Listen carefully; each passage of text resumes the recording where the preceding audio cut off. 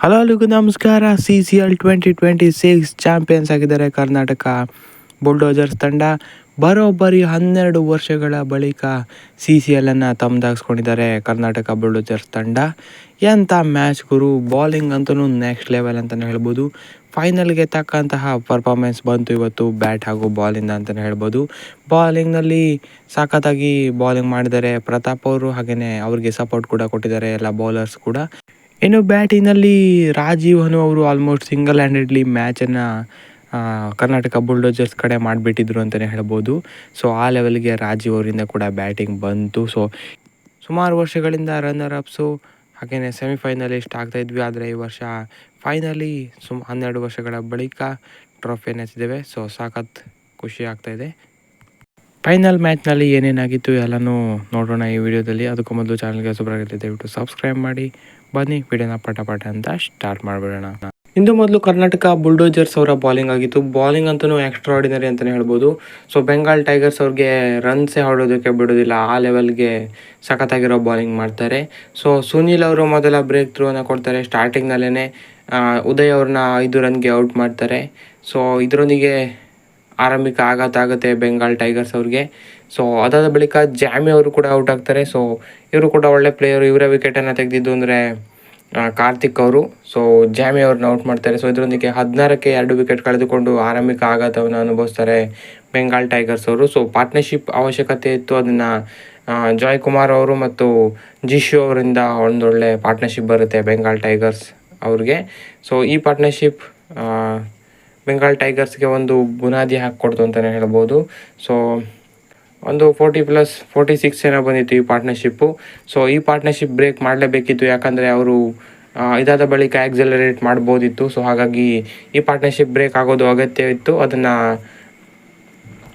ಒಂದು ರನ್ಔಟ್ನ ಮುಖಾಂತರ break through ಬಂತು. ಸೊ ಅರ್ಜುನ್ ಅವರು ಆ ರನ್ಔಟನ್ನು ಮಾಡ್ತಾರೆ. ಸೊ ಇದರೊಂದಿಗೆ ಜಿಶು ಅವರು ಔಟ್ ಆಗ್ತಾರೆ. ಅದಾದ ಬಳಿಕ ಜಾಯ್ ಕುಮಾರ್ ಮುಖರ್ಜಿ ಅವರು ಒಂದು ಕಡೆ ಸಖತ್ತಾಗಿ ಆಡ್ತಾಯಿದ್ರು. ಸೊ ಅವರ ವಿಕೆಟ್ ತೆಗೆಯೋದು ಕೂಡ ತುಂಬಾ ಇಂಪಾರ್ಟೆಂಟ್ ಆಗಿತ್ತು. ಅವರ ಹಾಫ್ ಸೆಂಚುರಿ ಕೂಡ ಹೊಡಿತಾರೆ. 44 ಬಾಲ್ನಲ್ಲಿ 54 ರನ್ ಕಲೆ ಹಾಕ್ತಾರೆ. 2 ಬೌಂಡ್ರಿ ಹಾಗೂ 4 ಸಿಕ್ಸ್ ಇತ್ತು ಇವರ ಇನ್ನಿಂಗ್ಸ್ನಲ್ಲಿ. ಇವರ ವಿಕೆಟನ್ನು ಪ್ರತಾಪ್ ಕುರಿ ಅವರು ಪಡಿತಾರೆ. ಸೊ ಇದು ಇಂಪಾರ್ಟೆಂಟ್ ವಿಕೆಟ್ ಆಗಿತ್ತು ಕರ್ನಾಟಕ ಬುಲ್ಡೋಜರ್ಸ್ ಅವ್ರಿಗೆ. ಸೊ ಅದಾದ ಬಳಿಕ ಯೂಸುಫ್ ಅವರ ವಿಕೆಟನ್ನು ಕರಣ್ ಆರ್ಯನ್ ಅವರು ಕಾಟನ್ ಬಾಲ್ ಮುಖಾಂತರ ಪಡಿತಾರೆ. ಸೊ ಇದರೊಂದಿಗೆ ಕೊಲ್ಯಾಪ್ಸೇ ಆಗಿಬಿಟ್ರು ಅಂತಲೇ ಹೇಳ್ಬೋದು, ಯಾಕಂದರೆ ಒಂದಾದ ಮೇಲೆ ಒಂದು ವಿಕೆಟ್ ಮೇಲೆ ವಿಕೆಟ್ ಬೀಳ್ತಾನೆ ಇತ್ತು. ಸೊ ರತ್ನದೀಪ್ ಘೋಷ್ ಅವರು ರನ್ಔಟ್ ಆದರೆ ಆದಿತ್ಯ ರಾಯ್ ಬ್ಯಾನರ್ಜಿ ಅವರು ಪ್ರತಾಪ್ ಅವ್ರಿಗೆ ಔಟ್ ಆಗ್ತಾರೆ. ಇನ್ನು ಕೊನೆಯಲ್ಲಿ ಸ್ವಲ್ಪ ಫಿನಿಶಿಂಗ್ ಟಚ್ ಬಂತು ಅಂತಲೇ ಹೇಳ್ಬೋದು. 99ಕ್ಕೆ 8 ವಿಕೆಟನ್ನು ಕಳ್ಕೊಂಡ್ಬಿಡ್ತಾರೆ ಒಂದು ಹಂತದಲ್ಲಿ ಬೆಂಗಾಲ್ ಟೈಗರ್ಸ್ ಅವರು. ಒಂದು ಹಂತದಲ್ಲಿ 62ಕ್ಕೆ 3 ವಿಕೆಟ್ ಇದ್ದರು. ಸೊ ಇಲ್ಲಿಂದ 99ಕ್ಕೆ 8 ಸಡನ್ನಾಗಿ ಕೊಲ್ಯಾಪ್ಸ್ ಆದರು. ಇದರಲ್ಲೇ ಗೊತ್ತಾಗುತ್ತೆ ಕರ್ನಾಟಕ ಬುಲ್ಡೋಜರ್ಸ್ ಯಾವ ಲೆವೆಲ್ಗೆ ಇವತ್ತು ಬಾಲಿಂಗ್ ಮಾಡಿದ್ದಾರೆ ಅಂತ. ಸೊ 99ಕ್ಕೆ 8 ವಿಕೆಟ್ ಕಳೆದುಕೊಂಡಿದ್ದಾಗ ಸ್ವಲ್ಪ ಪುಷ್ ಕೊಟ್ಟಿದ್ದು ಅಂದರೆ ಆನಂದ್ ಚೌಧರಿ ಮತ್ತು ಇಂದ್ರಶೀಶ್ ಅವರ ಇನ್ನಿಂಗ್ಸು. ಸೊ ಇಂದ್ರಶೀಶ್ ಅವರು 17 ರನ್ ಹೊಡೆದ್ರೆ ಆನಂದ್ ಅವರು 12 ರನ್ ಹೊಡೆದ್ರು. ಸೊ ಇದರೊಂದಿಗೆ 129 ರನ್ ಕಲೆ ಹಾಕೋದಕ್ಕೆ ಆಯಿತು ಬೆಂಗಾಲ್ ಟೈಗರ್ಸ್. ಆಲ್ಔಟ್ ಕೂಡ ಆದರು. 129ಕ್ಕೆ ಆಲ್ಔಟ್ ಆಗಿದ್ದಾರೆ ಫೈನಲ್ನಲ್ಲಿ. ಸೊ ಇದು ಬಾಲಿಂಗ್ನಲ್ಲಿ ಮತ್ತೊಮ್ಮೆ ಪ್ರತಾಪ್ ಅವರು ಇವತ್ತು ಬಾಲಿಂಗ್ನಲ್ಲಿ ಟಾಪ್ ಪರ್ಫಾರ್ಮರ್ ಅಂತಲೇ ಹೇಳ್ಬೋದು. 4 ಓವರ್ 28 ರನ್ ನೀಡಿ 3 ವಿಕೆಟನ್ನು ಪಡೆದ್ರೆ ಸುನೀಲ್ ಅವರು ಕೂಡ ಇವತ್ತು 2 ವಿಕೆಟನ್ನು ಪಡಿತಾರೆ 4 ಓವರ್ 33 ರನ್ ನೀಡಿ.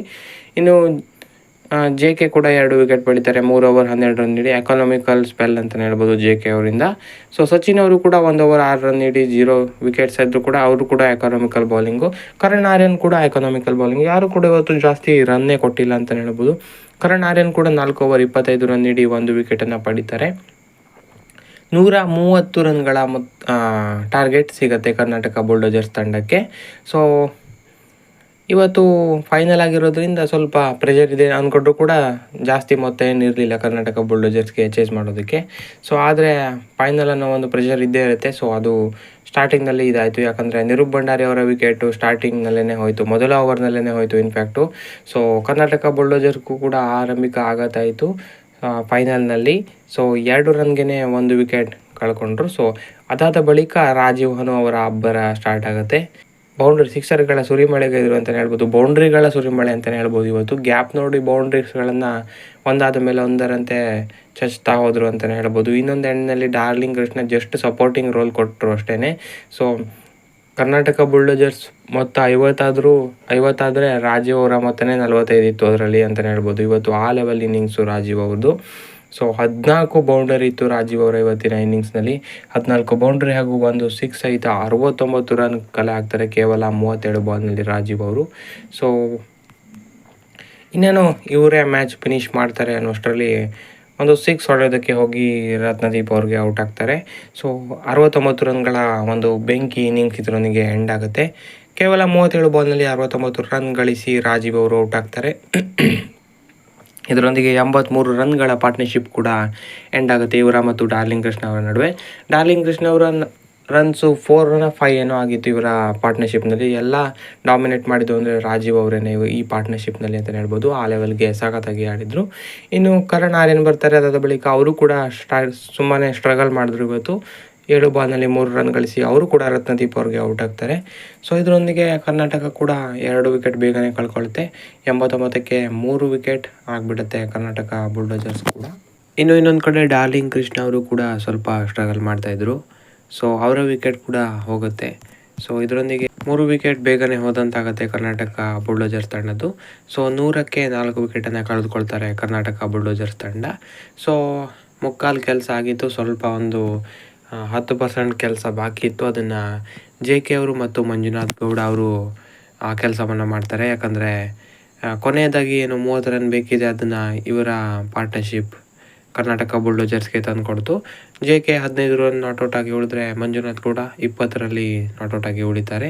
ಇವರಿಬ್ಬರ ಪಾರ್ಟ್ನರ್ಶಿಪ್ ಕರ್ನಾಟಕ ಬುಲ್ಡೋಜರ್ಸನ್ನು 130 ಗಡಿ ದಾಟಿಸುತ್ತೆ. ಹಾಗೆಯೇ ಚಾಂಪಿಯನ್ ಆಗೋ ಥರ ಕೂಡ ಮಾಡಿ CCL 2026 ಚಾಂಪಿಯನ್ಸ್ ಆಗಿ ಕರ್ನಾಟಕ ಬುಲ್ಡೋಜರ್ಸ್ ಹೊರಹೊಮ್ತಾರೆ. ಸೊ 12 ವರ್ಷಗಳ ಬಳಿಕ CCLನ್ನು ಗೆಲ್ತಾರೆ ಕರ್ನಾಟಕ ಬುಲ್ಡೋಜರ್ಸ್ ತಂಡ. ಪ್ರತಿ ಸಲನೂ ಸೆಮಿಫೈನಲ್ ಇಲ್ಲ ಅಂದರೆ ರನ್ನರ್ ಅಪ್ ಈ ಥರನೇ ಆಗ್ತಾ ಹೋಗ್ತಾಯಿತ್ತು. ಆದರೆ ಈ ಸೀಸನ್ ಹಾಗೆ ಆಗಿಲ್ಲ. ಸೊ ಫೈನಲನ್ನು ಕೂಡ ಗೆದ್ದು ಚಾಂಪಿಯನ್ಸ್ ಆಗಿದ್ದಾರೆ ಕರ್ನಾಟಕ ಬುಲ್ಡೋಜರ್ಸ್ ತಂಡ. ಕ್ರೇಜಿ ಮ್ಯಾಚ್ ಹಾಗೆಯೇ ಕ್ರೇಜಿ ಸೀಸನ್ ಅಂತಲೇ ಹೇಳ್ಬೋದು. ಎಲ್ಲರೂ ಕೂಡ ಡಾಮಿನೇಟ್ ಮಾಡ್ತಾರೆ. ಒಂದು ಮ್ಯಾಚ್ ಕೂಡ ಸೋಲ್ದೇ ಫೈನಲ್ ಕೂಡ ತಲುಪಿ ಹಾಗೆಯೇ ಫೈನಲನ್ನು ಕೂಡ ಗೆದ್ದಿದ್ದಾರೆ ಕರ್ನಾಟಕ ಬುಲ್ಡೋಜರ್ಸ್ ತಂಡ. ಎಲ್ಲರಿಂದ ಡಾಮಿನೇಟಿಂಗ್ ಪರ್ಫಾರ್ಮೆನ್ಸ್ ಅಂತಲೇ ಹೇಳ್ಬೋದು. ಈ ಟೀಮೇನೆ ಸಖತ್ತಾಗಿತ್ತು ಈ ಸೀಸನ್ನು. ಒಳ್ಳೆ ಪರ್ಫಾರ್ಮೆನ್ಸನ್ನು ಕೊಟ್ಟಿದ್ದಾರೆ. ಸೊ ಡಿಸರ್ವಿಂಗ್ ಚಾಂಪಿಯನ್ಸ್ ಆಗಿರೋದು ಡಿಸರ್ವಿಂಗ್ ಇದೆ ಅಂತಲೇ ಹೇಳ್ಬೋದು. ಆ ಲೆವೆಲ್ಗೆ ಹಾರ್ಡ್ ವರ್ಕ್ ಹಾಗೆಯೇ ಪರ್ಫಾರ್ಮೆನ್ಸ್ ಎರಡೂ ಕೂಡ ಇತ್ತು. ಒಳ್ಳೆ ಸೀಸನ್ ಆಯಿತು ಕರ್ನಾಟಕ ಬುಲ್ಡೋಜರ್ಸ್ ತಂಡಕ್ಕೆ. ಹಾಗೆಯೇ ಚಾಂಪಿಯನ್ಸ್ ಆಫ್ 2026 CCL ಕರ್ನಾಟಕ ಬುಲ್ಡೋಜರ್ಸೇನೆ. ಸೊ ಇದಾಗಿದೆ ವಿಡಿಯೋ. ಹೆಚ್ಚಿನ ವಿಡಿಯೋಗಾಗಿದೆ ದಯವಿಟ್ಟು ಸಬ್ಸ್ಕ್ರೈಬ್ ಮಾಡಿ sports in Kannada. Thank you.